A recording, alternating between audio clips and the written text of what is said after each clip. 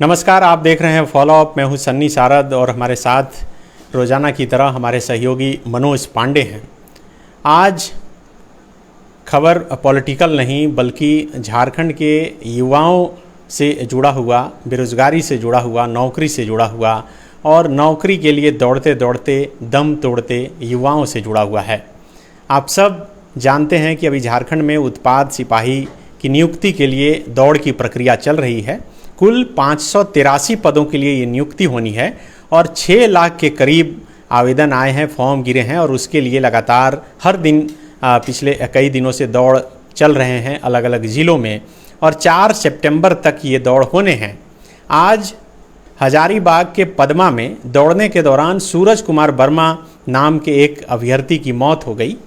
जो जानकारी है उसके अनुसार सूरज गिरिडीह जिला के देवरी के रहने वाले थे और देवघर में रहकर पढ़ाई करते थे। देवघर के अंबेडकर लाइब्रेरी में दिन रात वो पढ़ाई कर रहे थे और देवघर में जो उनके साथी हैं उन्होंने बताया कि सूरज बहुत ही होनहार स्टूडेंट थे। 2 बार उन्होंने जेपीएससी की परीक्षा कंप्लीट की थी, लेकिन अंतिम में जाकर उनका सिलेक्शन नहीं हो पाया था। अभी जो जेपीएससी की परीक्षा प्रक्रियाधीन है, जिसके मेंस की का परिणाम आना है, उस परीक्षा में भी सूरज बैठे हुए हैं। पीटी कंप्लीट करने के बाद मेंस बैठे हैं और रिजल्ट का इंतज़ार कर रहे हैं। आप सब जानते हैं कि जेपीएससी के अध्यक्ष का पद खाली है और यही वजह है कि रिजल्ट अब तक प्रकाशित नहीं हो पा रहा है। उनके साथियों का ये कहना है कि शायद जेपीएससी के अध्यक्ष का पद भरा रहता और जेपीएससी मेंस का रिजल्ट समय पर आ गया रहता और सूरज को ये पता हो जाता कि मेंस में उनका हो गया है, तो शायद वो इंटरव्यू की तैयारी में लग जाते। उत्पाद सिपाही की दौड़ में वो नहीं जाते। उत्पाद सिपाही की दौड़ हजारीबाग के पदमा में थी और वहीं पर दौड़ते दौड़ते जो उनके साथियों ने जानकारी दी उसके अनुसार दौड़ उन्होंने कंप्लीट कर ली थी और उसके बाद उन्होंने अपनी जान जो है वो गंवा दी।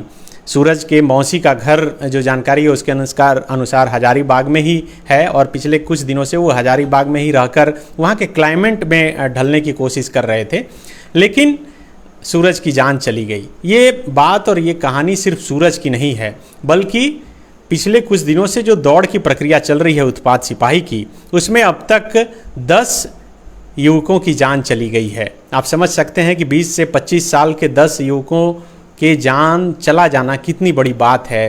कितने लाड़ प्यार से कोई भी माँ बाप अपने बच्चे को इतने बड़े करते हैं, पालते हैं, पोसते हैं और इस तरह से जान दौड़ते दौड़ते चली जाती है। आप समझिए कि जो 10 लोगों की जान गई है उसमें से कई ऐसे भी होंगे जो अपने घर के इकलौते चिराग होंगे और उनकी जान चली गई नौकरी के लिए दौड़ते दौड़ते।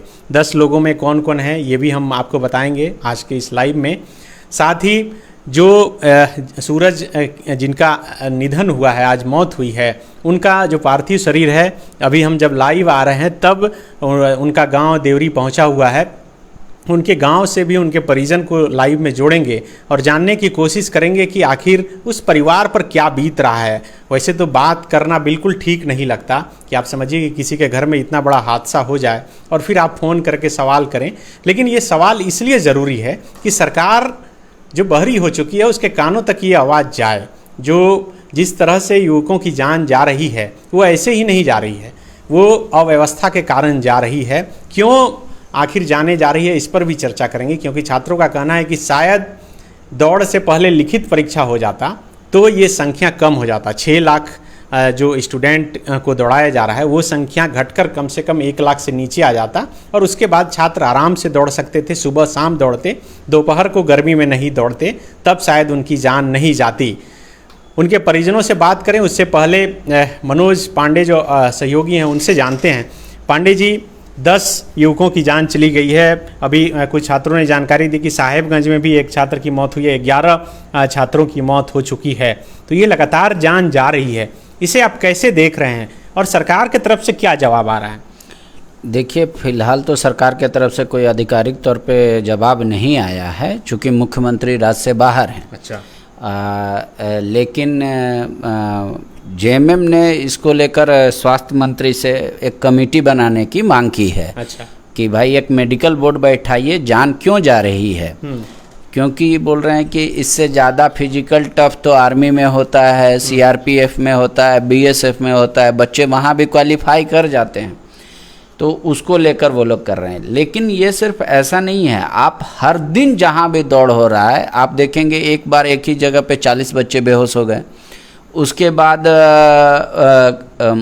एक के बाद एक ये जो मरने का सिलसिला है वो जारी है। अभी तक 10 था, अब 11 हो गया, आप बता रहे हैं कि 11 बच्चों की मौत हो गई है। तो ये इसके पीछे की वजह क्या है?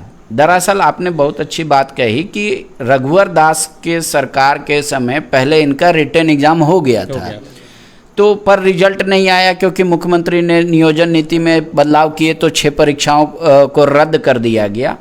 तो अगर वो कर देते तो एक होता कि बहुत कम बच्चों को दौड़ाना पड़ता। लेकिन यहाँ पर ये बताना भी अपने दर्शकों को और सरकार के लोग अगर सुन रहे हैं तो उन्हें ये ज़रूरी है कि रघुवर दास ने जो परीक्षा ली थी, एक तो उस समय संख्या कम थी, 84,000 शायद कैंडिडेट थे।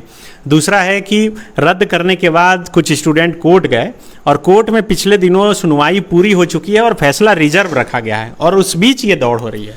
ठीक है, लेकिन आप एक बात समझिए कि बच्चे कितने आतुर हैं एक अदद नौकरी को। जो लड़का एक बार जेपीएससी पीटी क्लियर किया, मेंस क्लियर किया, इंटरव्यू में नहीं हो पाया, फिर पीटी क्लियर किया, फिर मेंस का एग्ज़ाम दे रखा है, रिजल्ट नहीं आया, संभवतः उसमें भी क्लियर हो जाता। तो जो लड़का डीएसपी बीडीओ सीओ बन सकता है वो सिपाही बनने के लिए दौड़ रहा है। इलेक्शन के दौरान मैं देवघर के अंबेडकर लाइब्रेरी गया था और वहाँ के कई स्टूडेंट मेरे डायरेक्ट कांटेक्ट में हैं, क्योंकि सूरज वहीं पर पढ़ाई करते थे। मैं जिस दिन गया था उस दिन वो नहीं थे वहाँ, लेकिन वो लड़के सुबह से फ़ोन करके मुझे बता रहे हैं कि पूरे लाइब्रेरी में जब ये लोग खुद में टेस्ट करते थे, सेट बनाते थे, तो सबसे सटीक और सबसे अधिक नंबर जो है हमेशा सूरज का ही आता था, इतना होनहार थे। अभी जो जानकारी मुझे दी गई उसके अनुसार यूपी में जो कक्षपाल की भी जो नियुक्ति हुई है उसमें भी इनका हो चुका है। अभी वो बीएड की परीक्षा कर रहे थे, अभी कुछ दिन पहले ही उनका बीएड का भी परिणाम आया, उसमें भी बेहतर परिणाम आया। तो आप समझिए कि जो लोग डीएसपी बनने के योग्य हैं वो सिपाही के लिए दौड़ रहे हैं और दौड़ते दौड़ते मर जा रहे हैं। इसके पीछे कारण है कि सरकार वैकेंसी नहीं निकाल रही है, लोगों को नियुक्ति नहीं मिल रहा है, उनको सरकारी नौकरी चाहिए एक अदद। हर किसी के पास उतना पैसा नहीं होता कि वो बिजनेस कर पाए, हर किसी के पास ऐसा नहीं होता पैसा कि वो स्वरोजगार कर पाए। तो जाहिर सी बात है कि उनको एक नौकरी चाहिए किसी भी ग्रेड का। जो सेकेंड ग्रेड में भी क्वालिफाई कर सकते हैं वो भी चाह रहे हैं कि सिपाही में हो जाए। पीएचडी होल्डर आ रहे हैं, बीकॉम किए हुए, बीटेक किए हुए बच्चे आ रहे हैं और अच्छा डिस्टिंक्शन से उनका सर्टिफिकेट है, फिर भी वो चाह रहे हैं कि सिपाही नहीं, चपरासी का निकल रहा है नौकरी, उसमें भी बढ़ रहे हैं। तो इसी वजह से ये जो संख्या बढ़ रही है। बिल्कुल, पांडे जी बता रहे हैं कि वैकेंसियां रेगुलर नहीं निकलती है और यही वजह है कि ये संख्या बढ़ रही है। जैसा कि मैंने बताया कि रघुवर दास की सरकार में यही वैकेंसी आई थी, वो कंप्लीट नहीं हो पाई और उस समय जो छात्रों ने बताया, मुझे एग्जैक्ट डाटा याद नहीं है, मैंने क्रॉस चेक भी नहीं किया, कि 84,000 के आसपास ही फॉर्म भरे गए थे। 500, सोचिए कि सिर्फ 583 पद हैं और उसके लिए अभी 6 लाख लोग जो है फॉर्म भर चुके हैं। सरकार के सामने, आयोग के सामने ये भी एक चुनौती होगी कि आप देखिए कि जेएसएससी सीजीएल के लिए पांडे जी अभी वही संख्या है 7 लाख 8 लाख के आसपास, और वो परीक्षा लेने में सरकार जो है उनको मुश्किल का सामना करना पड़ रहा है। और यही वजह है कि ये दौड़ पहले करवा ली होगी, लेकिन क्या उस व्यवस्था से बचने के लिए किसी की जान को जोखिम में डाल देना, ये भी तो एक बहुत बड़ा सवाल है। हम लोग चर्चा को आगे जारी रखेंगे। उससे पहले सूरज के जो परिजन हैं वो भी हमारे साथ जुड़कर कुछ बात रखना चाह रहे हैं। हम कोशिश करेंगे कि वो क्या कहना चाहते हैं। सरकार तक ये बात ज़रूर पहुंचनी चाहिए। सूरज के मामा इस वक्त गिरिडीह के देवरी गांव से मौजूद हैं, जहां इस वक्त सूरज जो आज उत्पाद सिपाही के लिए दौड़ रहे थे, दौड़ते दौड़ते जिन्होंने अपनी जान गंवा दी, उनका पार्थिव शरीर इस वक्त गांव पहुंचा है और वहीं से उनके मामा हमारे साथ पहुंचे हैं। आप बताइए कि इतनी, सुधीर जी, इतनी बड़ी घटना घट गई, एक तो सवाल ऐसी स्थिति में करना बहुत मुश्किल हो जाता है कि क्या पूछा जाए, नहीं पूछा जाए, क्या कहना चाहेंगे आप? हम ये कहना चाहेंगे कि सरकार थोड़ी सी उसमें लापरवाही की। हमारा भांजा दौड़ को कंप्लीट कर लिया, 25 खोलने के दौरान उसका पुलिस के ऊपर सर पर माथा रखा और वहां से उसको सेंसलेस हुआ। उस दौरान अगर वहां उपलब्ध ऑक्सीजन रहता तो शायद मेरा बच्चा बच जाता। हमारे लिए तो लोगों के लिए कुछ भी होगा, हमारे लिए तो बहुत बड़ा चीज था। वो जेपीएससी मेंस भी लिखा, सीजीएल 4 बार सेंट्रल सीजीएल क्वालिफाइड था, लेकिन अंतिम में कुछ नंबरों से मतलब डिस्क्वालीफाइड हो गया। झारखंड के भी 2-3 विज्ञापन परीक्षा पास किया था, ग्रुप डी भी पास किया था। अंतिम में उसका मेधा सूची में नहीं नाम आ पाया। अंतिम 1-2 नंबर का जो नॉर्मलाइजेशन है उसमें नहीं आ पाया, बाकी सारी चीजें हुई थी उसकी। उस परिवार को तो आधा से ज्यादा हम चला रहे थे, हमारा भाई भी चला रहा था और उसके पिताजी बम्बई में रहते थे। अभी फिलहाल उसकी बीमारी चलने के कारण अभी घर में रह रहे हैं। मतलब उसके परिवार की स्थिति इतनी दयनीय हो गई कि अब हमारे लिए लग रहा है कि अब हमारे लिए 2-2 परिवार हो गया, इसको चलाना पड़ेगा। तो सूरज एकलौता भाई थे? नहीं, एक छोटा और भाई है, बहुत छोटा भाई है। बहुत छोटा भाई, मतलब उनके पिताजी भी उनकी स्वास्थ्य ठीक नहीं है, पूरा परिवार आप मतलब मामा ही चला रहे थे? जी जी जी।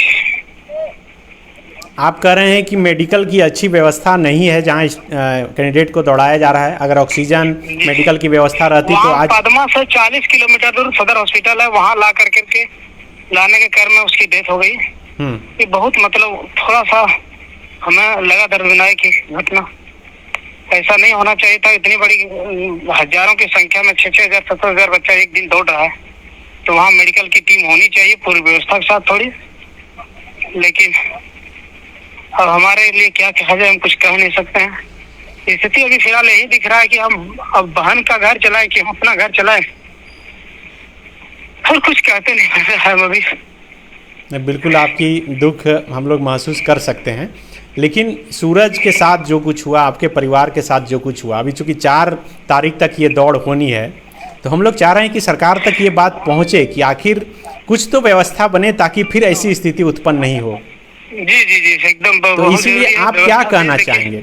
मैंने खोया है, हमारा बच्चा खोया, और भी लोगों का बच्चा खो रहा है, और उस चीज को थोड़ी सी बचाया जाए और बचाने प्रयास किया जाए। इसमें और क्या कर सकते हैं? ये हमारे लिए तो अभी तो कुछ बोलने लायक तो शब्द ही नहीं बचा है। दिन भर से हम लोग आप ना कुछ खा पाए। आप जैसे बता रहे हैं कि चिप खोलने के बाद, तो ये चिप किस तरीके का चिप है?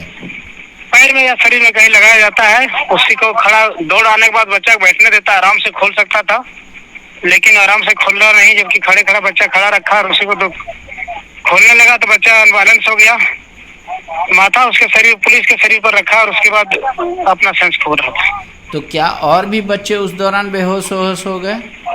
हाँ, अभी सदर हॉस्पिटल में तो हम जब थे तो उस दौरान कम से कम 10 से 15 लोग आए।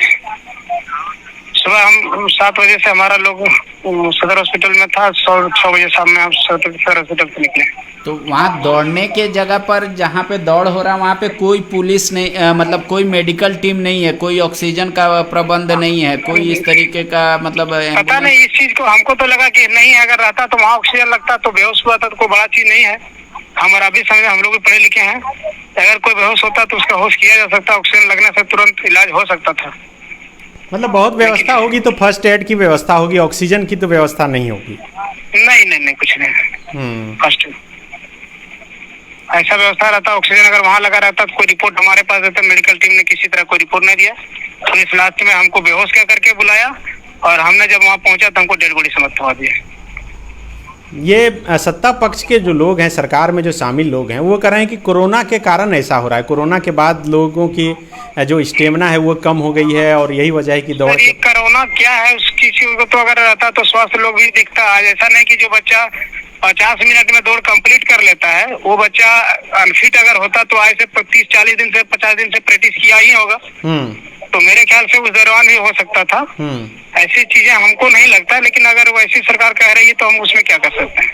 सरकार कुछ भी कर सकती है, हम भी कुछ भी कर सकते हैं। आप सरकार से क्या कहना चाहेंगे अगर आपकी बात डायरेक्ट सुनी जा रही है? हम सरकार से यही रिक्वेस्ट करना चाहेंगे कि एक बेटा मेरा खोया हमारे तरफ से, और होनहार था, जीपीएससी मेन से भी दिया है। इस तरह का मतलब हमारे जिस रूरल एरिया से था, मैंने हजारीबाग पहुंचने को 7 घंटा लगा, दूर दराज से बाबूलाल मरांडी जी का घर से यहाँ से लगता है 20 किलोमीटर दूरी पर है। और इतना दूर दराज से बच्चा अगर इतना होनहार था और अगर ऐसे मर रहे हैं बच्चे, तो उसके प्रति सरकार कुछ कदम उठाए। और जिन बच्चे के साथ इस तरह घटना घटा, जिन परिवार के साथ घटा, हम सोचते हैं सरकार की सहानुभूति उनके साथ हो, बिल्कुल उनके परिवार को कुछ मुहैया कराया जाए ताकि वो अपना कुछ कर सके आगे और ढाढ़स से हिम्मत बढ़ सके। जी ठीक है। तो ये मामा थे, सवाल करने में भी नहीं बन पा रहा है कि क्या पूछें क्या नहीं। आप समझ सकते हैं कि क्या परिवार की स्थिति होगी। अभी अभी जैसा कि ये बता रहे हैं कि पार्थिव शरीर लेकर सुदूर जो गांव है वो गिरिडीह जिला के देवरी इलाके में वहां पर पहुंचे हैं और ये बता रहे हैं कि क्या कुछ व्यवस्था थी। पांडे जी ये बता रहे हैं कि मेडिकल की अच्छी व्यवस्था नहीं होने के कारण, वो तो जो लोग बाबूलाल मरांडी से मिले अभ्यर्थी, वो लोग इसकी शिकायत कर रहे हैं कि वहाँ पे जैसे जो महिलाएं बच्चों के साथ आ रही हैं उनको फीडिंग कराने का जगह नहीं है, शौचालय का जगह नहीं है, और दूसरी बात पीने का पानी तक नहीं है। अगर ऐसी बात है, रात के 12 बजे बच्चे लाइन में लग जा रहे हैं और उनका नंबर आ रहा है दिन के 12 बजे दौड़ने के लिए, तो 12 घंटा जो बच्चा जगा रहेगा, कोई भी आदमी आमतौर पे अगर जो जगा रहेगा रात में सोएगा नहीं, तो उनका बीपी का या उनका कोई भी चीज़ आप समझ लीजिए वो एग्जॉस्ट हो जाएगा पूरी तरीके से। क्योंकि वहाँ तो ऐसा नहीं है कि खाने के लिए भी बहुत पर्याप्त चीज़ है कि वो बच्चे खा रहे हैं, या कोई नींद भी अगर पूरा नहीं होता है और 12 घंटे जो आदमी जगा रहे और अचानक से फिर उसको दौड़ा दिया जाए, वो भी 1 घंटे, तो इस तरीके की बात आएगी। तो अव्यवस्था तो है, लेकिन जेएमएम ये कह रही है कि इस तरीके का फिजिकल टेस्ट पहले भी हुआ है, कई राज्यों में हुआ है, इससे कड़ा भी हुआ है, लेकिन इस तरीके की नौबत कभी देखने को नहीं मिल रही है। उनका कहना है कि एक मेडिकल बोर्ड का गठन होना चाहिए और कोरोना काल में जो टीका दिया गया उस टीके के बाद से लंग्स और लीवर की प्रॉब्लम बहुत तेजी से बढ़ रही है और इस बात को एडमिट किया गया, इसीलिए प्रधानमंत्री ने भी अपना फोटो वहां से हटा दिया। बोल रहे हैं वो दरअसल खेल किया गया, उस समय जानलेवा खेल हुआ पूरे भारत के लोगों के साथ, कोरोना टीका की वजह से ही इस तरीके के परिणाम देखने को मिल रहे हैं। ये तो बड़ा बहस का मुद्दा है, लेकिन देखिए कई लोग कमेंट करके बता रहे हैं, हो सकता है कि ये कैंडिडेट भी हों और नहीं भी हों, ये बता रहे हैं कि ऑक्सीजन की व्यवस्था है। ये हम लोगों को नहीं पता, क्योंकि उनके मामा जी जैसा बता रहे थे कि ऑक्सीजन की व्यवस्था जो है वहाँ पर नहीं है और यही वजह है कि ऐसी स्थिति हो रही है। तुरंत मेडिकल फैसिलिटी जो है नहीं मिल पा रहा है स्टूडेंट को। कुछ जो कैंडिडेट हैं, जो स्टूडेंट हैं, जो या तो सूरज के दोस्त हैं या फिर खुद उत्पाद सिपाही में दौड़ रहे हैं, वे भी फ़ोन लाइन पर जुड़कर अपनी बातें रखना चाह रहे हैं। हम कोशिश करेंगे कि उन्हें भी फ़ोन लाइन से जोड़ें और उनसे उनकी बातचीत जो है आप तक पहुंचाएं। इस वक्त देवघर से हमारे साथ रंजीत वर्मा जी जुड़े हुए हैं, जो सूरज के साथ लाइब्रेरी में पढ़ते थे। रंजीत, ये खबर आप तक भी ज़रूर पहुंची होगी, क्या सूरज के बारे में और क्या कुछ जानकारी निकलकर सामने आई है? सबसे पहले संजय भैया जोहार आपको। ये बहुत दुखद घटना है कि हमारे बीच अब सूरज नहीं रहा। सूरज मेरे साथ लगभग 1.5 साल से, हम लोग 2 साल से एक साथ हम लोग बीएड 22-24 सेशन में ही गवर्नमेंट बीएड कॉलेज से हम लोग पढ़े और तैयारी साथ में हम लोग जेएसएससी, सीजीएल और जेपीएससी पीटी का तैयारी साथ में किए डॉक्टर बीआर अम्बेडकर लाइब्रेरी से जी। सूरज से मेरा पिछला बात यही कल परसों हुआ था और यह बात हम लोगों में भी हुआ था कि देखो दौड़ना, लेकिन जान प्राण नहीं देना, आराम से दौड़ना जैसा भी हो। बोला नहीं, वो सब चीज देखते हुए कहा कि तुम्हारा जेपीएससी का रिजल्ट अभी आना बाकी है, तो बोला वो ये बात उन्होंने ये जिक्र किया कि यार जेपीएससी आता तो दौड़ने का नौबत नहीं आता। हम लोग साथ में लिखे जेपीएससी मेंस। अच्छा, आप भी जेपीएससी मेंस लिखे हैं? जी जी, आप आए हुए थे उस वक्त, इंटरव्यू लिए हुए थे आप बीआर अम्बेडकर लाइब्रेरी में। जी जरूर। तो परिजन से बात उनका लगभग 11 बजे मेरा कांटेक्ट हुआ उनके मामा जी से, छोटे मामा जी से। हाँ, मामा जी से भी बातचीत हुई हम लोगों की। जी, मामा जी इन्होंने बताया कि हाँ, हजारीबाग सदर अस्पताल में जो है सूरज जो है दौड़ कंप्लीट करने के बाद वह गिर गया और गिरने के बाद वहाँ लापरवाही यह हुआ कि सर एम्बुलेंस में शायद उसको ऑक्सीजन नहीं मिला या तो फिर हॉस्पिटल में उतारने के बाद उसका प्रॉपर इलाज नहीं हुआ तुरंत। क्योंकि आप जानते हैं कि दौड़ने के बाद सर ऑक्सीजन लेवल कितना कम हो जाता है हमारा बॉडी में से। और उस कारण से दम घुटने के कारण उसका मौत हुआ है। और इसमें बिल्कुल लापरवाह प्रशासन और वहां का जो शासन व्यवस्था था उसका है। दौड़ एक माध्यम है सर, हम लोग खुद जानते हैं कि सर दौड़ जो है सुबह मॉर्निंग अर्ली मॉर्निंग होना चाहिए था, और मॉर्निंग में कराने से पहले 2 बजे रात से लड़का लाइन में लगा हुआ है। आधा पर सबसे पहला चीज की वहां का व्यवस्था जो है सर, व्यवस्था में बहुत कमी है सर, चाहे वो पानी का हो, शासन व्यवस्था का हो, एक प्रॉपर मेंटेन डिसिप्लिन का हो, मैंने बहुत तरह का मतलब गिरा नहीं सकते हैं, हर तरह का समस्या है वहां पे सर। ठीक है, तो बिल्कुल ये हाँ जी, सरकार, इसमें हम दोषी सरकार को मानते हैं सर। ये 4 साल की कामयाबी और 4 साल का अपना जो है, इस 4 साल को ढकने के कारण इस 2 महीना में हर वो 4 साल का दिन का काम करना चाहते थे, जिसके कारण इस 2 महीने में कितने कई छात्र बेरोजगार होकर सर अपना जान दे दिए सर। अगर यदि आज सरकार अगर जेपीएससी का रिजल्ट दे दिए होते तो आज हमारा सूरज डूबता नहीं, बल्कि आज हमारा सूरज नाम रोशन करता अपना गिरिडीह जिला का भी और अपना गवर्नमेंट बीएड कॉलेज का भी सर। ठीक है, देखिए हम आपके चैनल के माध्यम से सर सरकार से भी अपील करना चाहते हैं और आपसे भी अपील करना चाहते हैं कि एक जो उचित मुआवजा हो, जिससे उनके परिवार का जो उसका तो पूर्ति नहीं कर सकते हैं, लेकिन एटलीस्ट जीने खाने के लिए उसके माँ बाप के लिए सर एक उचित मुआवजा का मांग करते हैं हम सभी छात्र सर, पूरे देवघर छात्र संघ की ओर से, और एक भावभीनी श्रद्धांजलि अर्पित करते हैं सर आपके चैनल के माध्यम से। धन्यवाद आप जोड़ने के लिए। ठीक है रंजीत जी, तो देखिए बहुत बड़ी बात रंजीत बोल रहे हैं कि सूरज आज डूबता नहीं, अगर रिजल्ट समय पर आ जाता तो सूरज रोशन होकर जो है सामने आता। एक जो बड़ी बात पांडे जी इसमें निकल कर सामने आ रही है कि सबसे अधिक मौत पलामू में हुई है, और पलामू में मौत होने के कारण जो स्टूडेंट है वो बता रहे हैं कि वहाँ के जो एयरपोर्ट पर दौड़ाया जा रहा है उसका चढ़ाई बहुत है। फ्लाइट को टेकअप करने के लिए ऊंचा रनवे बनाया गया है और उसमें दौड़ने के दौरान सांसें फूल जा रही है। एक और कैंडिडेट हमारे साथ इस वक्त जुड़े हैं जो खुद उत्पाद सिपाही में दौड़ चुके हैं और ये पलामू के उसी एयरपोर्ट के मैदान में दौड़ चुके हैं। सोनू इनका नाम है। सोनू, सबसे अधिक उत्पाद सिपाही में दौड़ने के दौरान मौतें जो है वो पलामू के मैदान में ही हुई है, इसका कारण क्या मानते हैं आप? सर सबसे बड़ी बात है ना कि वो जो पलामू का जो ट्रैक है वो रनवे है, जो कि रनवे में एरोप्लेन उतारी जाती है, ना कि अभ्यर्थी को वहाँ पे दौड़ाया जाता है। हाँ। हम में और एरोप्लेन में बहुत फर्क होती है। हमारे अंदर ऑर्गन होते हैं, ना कि मशीन होते हैं। ये सरकार को समझ में नहीं पाती है, एकदम जैसे तैसे दौड़ा रही है भेड़ बकरी की तरह। सबसे बड़ी बात है कि वो पलामू में सबसे ज्यादा गर्मी और उमस है।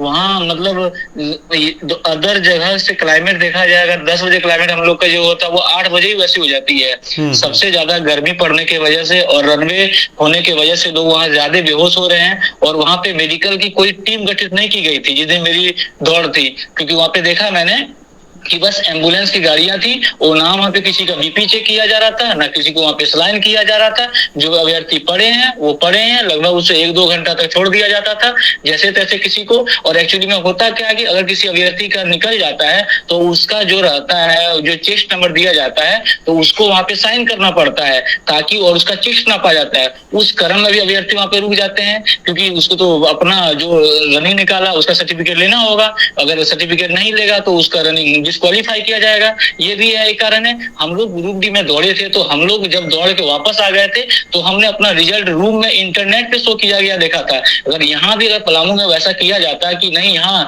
दौड़ हो गया, आपका क्वालिफाई हो गया, आपका इंटरनेट पे रिजल्ट अपलोड कर दिया गया, आप वहां से देख लेते। वहां पे लोग दौड़ने के बाद कंटिन्यू 1 घंटा दौड़ने के बाद, वो भी चियाकी जैसे एयरपोर्ट पे, तो लोग इंतजार करते हैं कि मेरी बारी कब आएगी, कि हमें कब पता चलेगा मेरा रिजल्ट हुआ।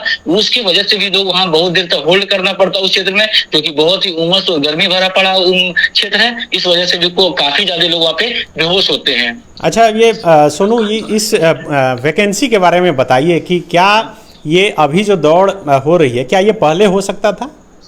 ये बिल्कुल, ये जब कितनी बार आप लोग फॉर्म भरे हैं, कितनी बार पैसा दे चुके हैं सरकार को? हाँ, देखिए सबसे बड़ी बात, ये फॉर्म आई थी 2018 में, ठीक है, जो रघुवर दास ने लाए थे। वो उस टाइम उसका एग्जाम हो चुका था। वो लगभग 1 लाख तकरीबन लोगों ने परीक्षा दिया था, जिसमें से 80,000 लोग प्रेजेंट हुए थे। उनमें से आंसर की भी उसकी जारी कर दी गई थी, मगर जैसे ही उन्हें 2019 में हेमंत सोरेन सरकार आई, इन्होंने निजी कारणों से अपना रद्द कर दिया गया। फिर 2019 में इन्होंने 12-12 नीति बनाई कि जो 12-12 रहेगा झारखंड से वही लोग बस पास करेंगे। यही फॉर्म फॉर्म भर पाएंगे। उस नीति के चक्कर में 21 में फॉर्म भराया, वहां भी रद्द किया गया। फिर 2023 में भराया, वहां भी रद्द किया गया। फिर 60-40 आया, फिर 24 में हम लोग फॉर्म भरे, वहां पे भी फॉर्म भराया गया। और लास्ट में क्या हुआ कि जो कि मांगे चली कि 2018 में 1 लाख बच्चों ने फॉर्म भरा था, 21 में वही संख्या जाकर के 5 लाख पहुंच गई, और वही संख्या फिर 2023 में जाकर के 6 लाख पहुंच गई। तो दिन ब दिन संख्या उतनी बढ़ती जा रही है। अब सीट जो है 583 का 583 सीट रह गई।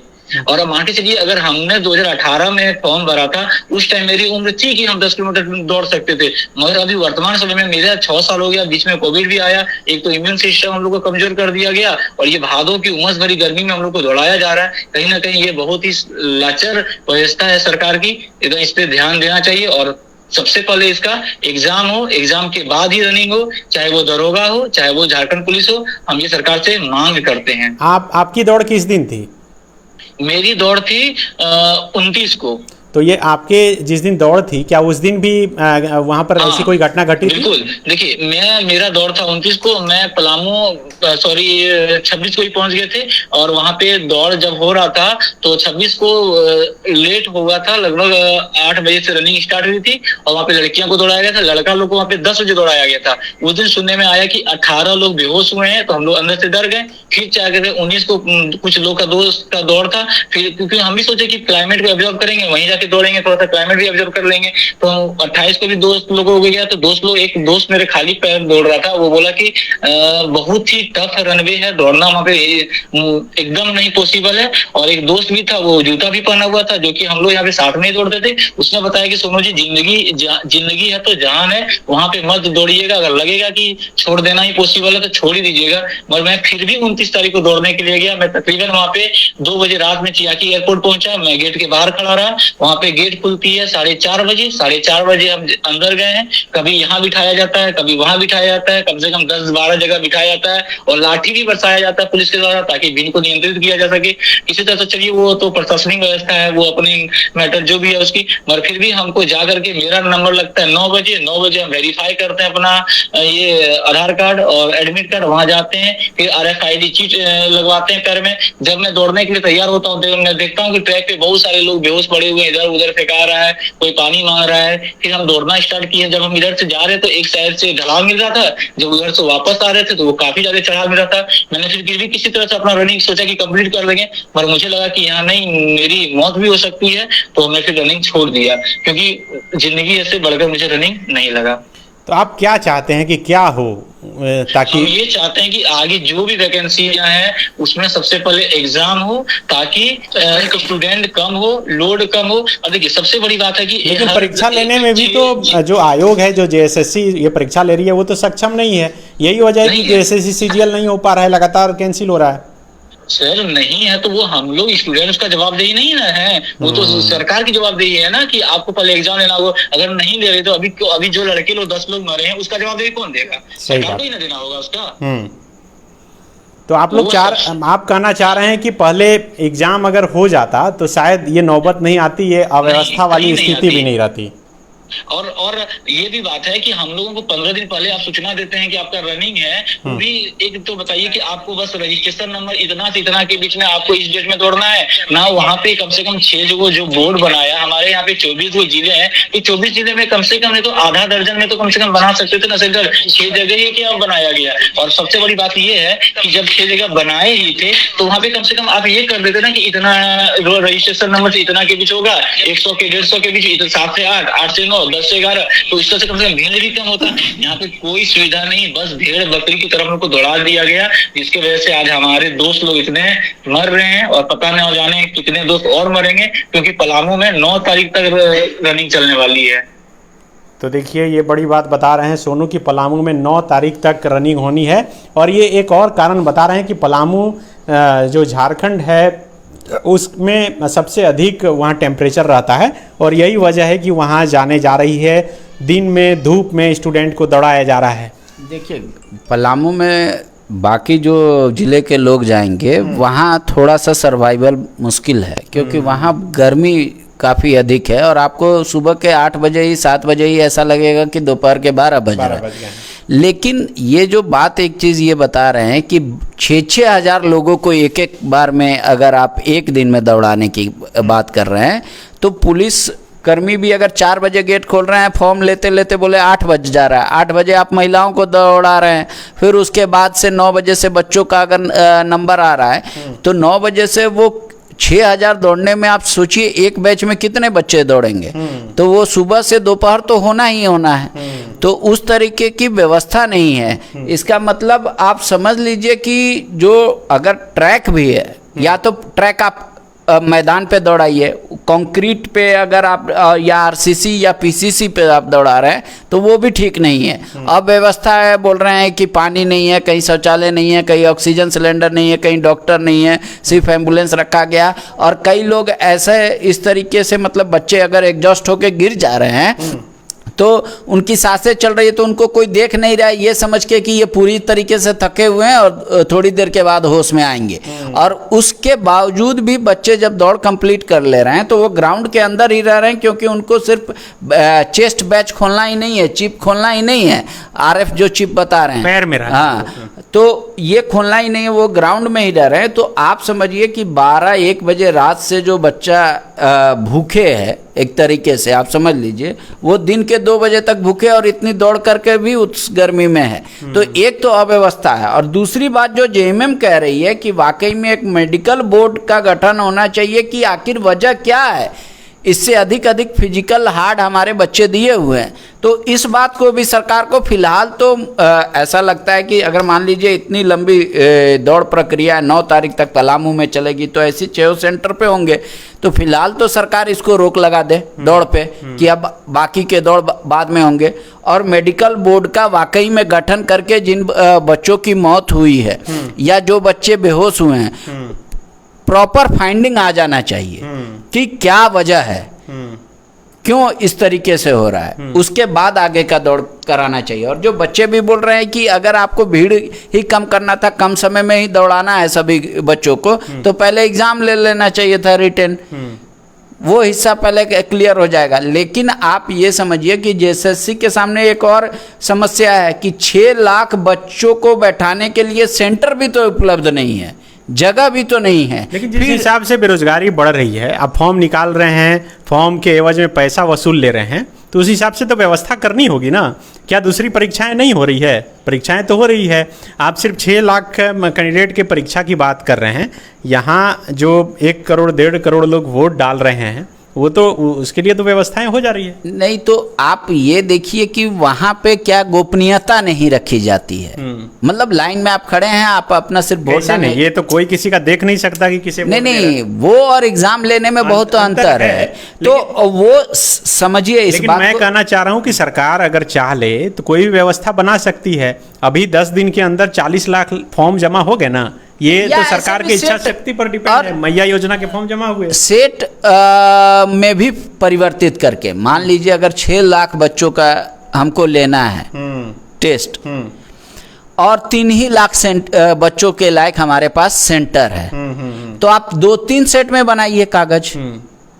एक दिन 1 ही लाख बच्चों का होगा, दूसरा सेट पहले वाले से मिलेगा नहीं, फिर दूसरा दिन, तीसरा दिन, ऐसे करके तो आप 5 दिन में 6 लाख बच्चों को ले सकते हैं। तो इस तरीके से किया जा सकता है।